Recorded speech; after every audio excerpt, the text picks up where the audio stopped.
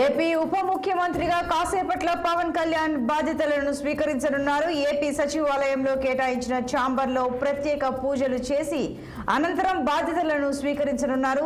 Deputy CM పదవితో పాటు కీలక పంచాయతీరాజ్ శాఖ, మానవ వనరుల అభివృద్ధి శాఖను కూడా పవన్ చేపట్టనున్నారు.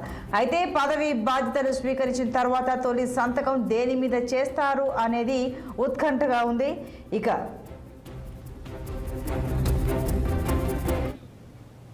ఇక పవన్ కళ్యాణ్ పదవి బాధ్యతల స్వీకరణకు సంబంధించి పూర్తి వివరాలు మా ప్రతినిధి కృష్ణ అందిస్తారు. కృష్ణ, చెప్పండి. కాసేపట్లో ఉప ముఖ్యమంత్రిగా పవన్ కళ్యాణ్ బాధ్యతలు స్వీకరిస్తారని, తర్వాత ఐఏఎస్ ఐపీఎస్లతో సమావేశం, అలాగే తొలి సంతకం దేని మీద పెడతారు అనేది కూడా ఉత్కంఠగా మారింది. పూర్తి వివరాలేంటి కృష్ణ?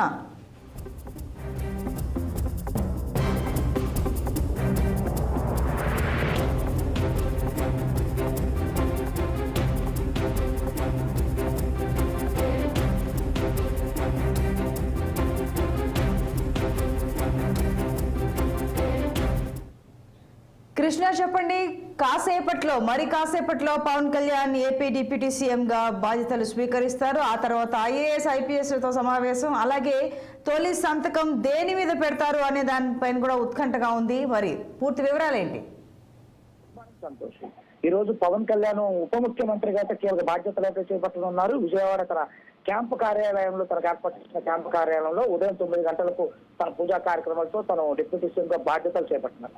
అనంతరం ఐఏఎస్ ఐపీఎస్ అందరితో కూడా సమీక్షా సమావేశం వారి అందరితో చేయనున్నారు. అనంతరం ఏదైతే గ్రూప్ 1, గ్రూప్ 2 అధికారులతో కూడా వారు సమావేశం కానున్నారు. ఆ తర్వాత ఏదైతే తన పంచాయతీరాజ్ మంత్రుల బాధ్యతలు కూడా స్వీకరిస్తున్నారు. ఆ శాఖకు సంబంధించినటువంటి అసోసియేషన్ మెంబర్స్ ఎవరైతే ఉన్నారో వారితో కూడా వారు పర్సనల్ గా కలిసే అవకాశం ఉందని చెప్పేసి కూడా మనకి అధికారికంగా అయితే తెలియవచ్చింది.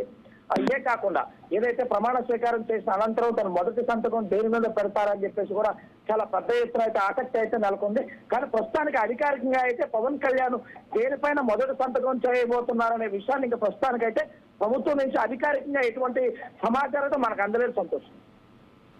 Okay, right Krishna, thank you.